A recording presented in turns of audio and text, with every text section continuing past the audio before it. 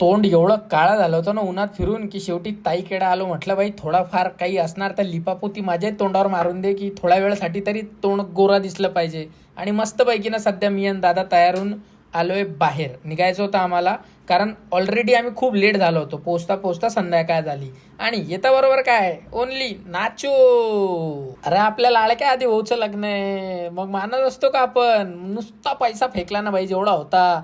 नंतर राव या ना राव म्हटलं शादी आहे भाई की उडाव ताकद से. नाचत नाचत पोचलोय ना आम्ही मांडवाजवळ आणि इथे येऊन दादाला अडवायचं काम चालू होतं. मी तर दादाला हात मारत होतो, म्हटलं सांग इथे एखादा बंडल फेकू काय.